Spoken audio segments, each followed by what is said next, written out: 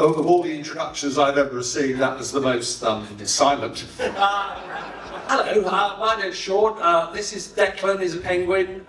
He's a metaphor for change. It's important you understand that because he travels with me. Although I notice in that area where you can have photographs done, there is another inflatable penguin. Do not be deceived, people.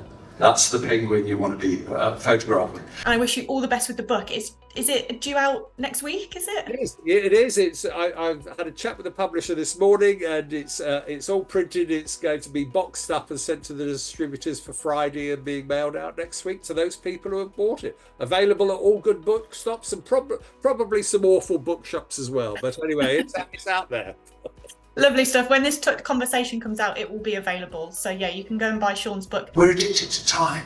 We're addicted to timesheets. We're addicted to little clocks that we put on when we start doing work. And the thing is, relationships are not built on time.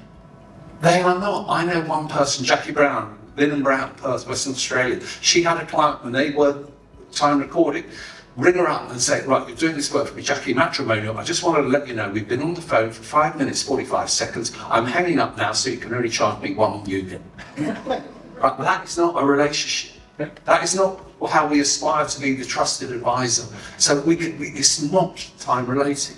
And any of you who've got firms with Excel calculators on your websites doing conveyancing fees, calculation, you're not having a conversation with your client. All you're doing is putting a barrier between you and your client, and you'll never have a value conversation if you let an Excel calculator just tell a number. Scope is not defined at the outset. We don't spend enough time saying what is it we're going to do and how we're going to do it. We do not identify the assumptions and tell clients these are the assumptions. One of the assumptions I have in the templates that I have with my clients is we assume the lawyer on the other side is competent. That is quite a good assumption to get in when you've got an absolute idiot on the other side of a transaction. And what lawyers will tend to do is bill, oh my God, I've got this amount of work in progress on the system. I told him it'd be about $3,000. It's 5.5. I'm going to do the bill and then I'm going to duck. I'm just going to keep my head down and then leave it for finance to pick up the pieces. First, congratulations on this tome that you've produced here. It really is a masterpiece in many ways, and browsing through it, there's just so many things that we could talk about for a great deal, but let's start with a joke, shall we? Page 57, a lawyer dies and goes to heaven. There must be some mistake, the lawyer argues. I'm too young to die, I'm only 55. 55, says St. Peter, not according to our calculations, you're 82. How'd you get that, the lawyer asks. Answers St. Peter, we added up your timesheets.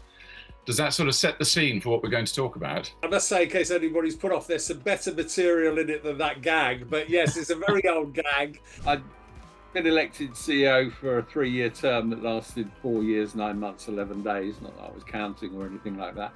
And then my swan song was being allowed to be able to implement value-based pricing as a project. And that was something I was always keen to do. What have you got in terms of a pricing strategy for your firm? And 40%, and this is always comes out this way. It's an odd one.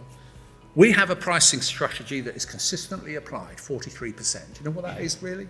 It's an Excel spreadsheet for your estates and your work and your conveyancing in the main. So, and the other 60% is we let our lawyers use their best endeavours to work out what a price should be. Really, that's like going into Tesco's, right? Getting a leg of lamb, wandering around and saying to the lady, what do you think? 2 quid, 3 quid? Doesn't quite work like that in retail.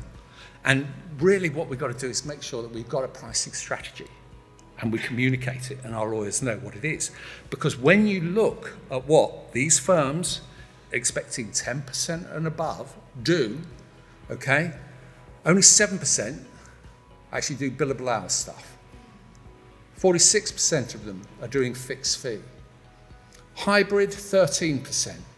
And 34% they're actually billing on the known value to the client. Because lawyers don't like change because we're wedded to a process that we understand, the billable hour, even though we might not understand the profitability of the work that we're doing.